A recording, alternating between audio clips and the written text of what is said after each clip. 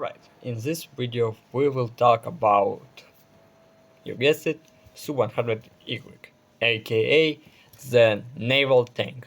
Why does it called naval tank? Let's give you some history. It's 1939 and Okmo, aka the design bureau who was behind of all weird and ugly Soviet tanks in the 1930s, mostly like T-35 and T-28. They were given task to, you guessed it, create a create a hot visor, not a hot visor, self-propelled gun, SPG basically, on base of T-100, another tank that like SMK and and the single one KV-1 were actually fought in Finland, and you guessed it, they were designing, and in 1930 they created it. Now, what do you think? And you think, okay, and what does it make? Why does it call it a naval thing?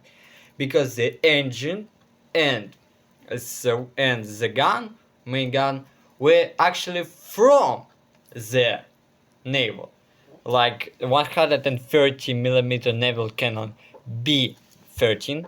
It was actually a naval cannon, and Mikulin Gam 34BT, aka Mikulin AM-34.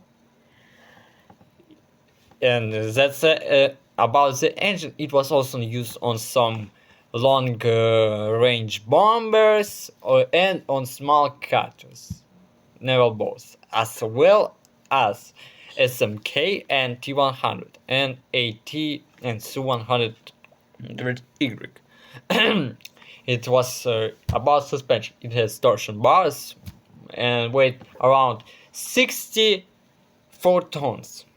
This is actually well, it's kind of fine, not like it's King Tiger or Panther and whatever. It was 10 meters 9 in length, height 329, and have crew of 6, commander, two loaders, and whatever. But what you don't know is it's actually saw some service. It was service during the defense of Moscow. Now, it's unlike its other, like, KV 2020, who was destroyed in Leningrad front, aka Volkhov. No, it was destroyed in Leningrad front. And sadly we don't have any KV 2020 left, because it was only one, and it was destroyed by 50 centimeter by, well, German artillery. And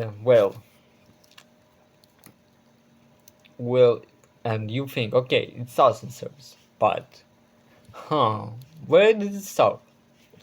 Although we don't have any documentations where it was fighting, unlike KV 2020 or some Su-100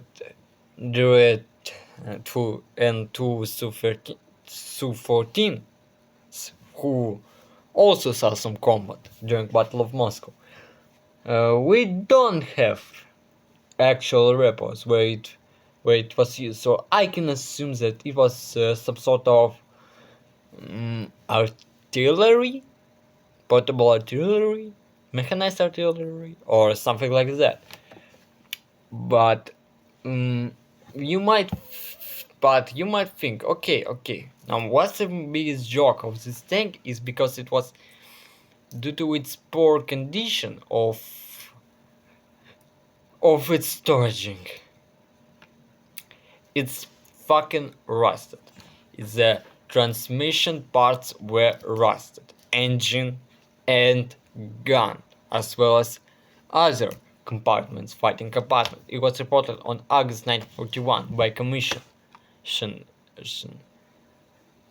and you might and you do think, okay, it was a failure, but what it gave? Well, although it gave some notes to Soviet commanders.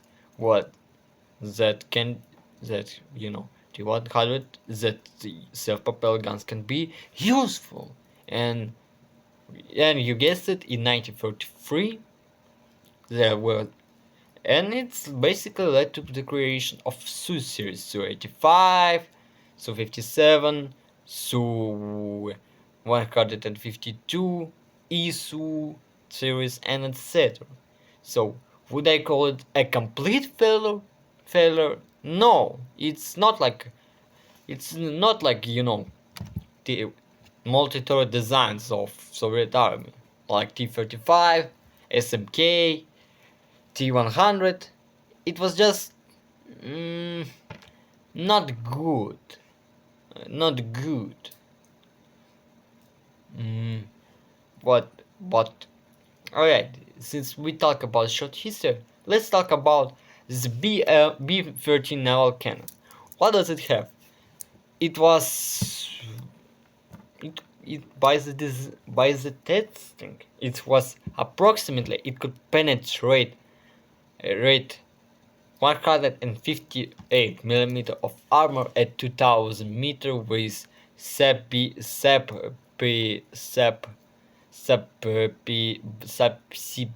shells designed as B46A.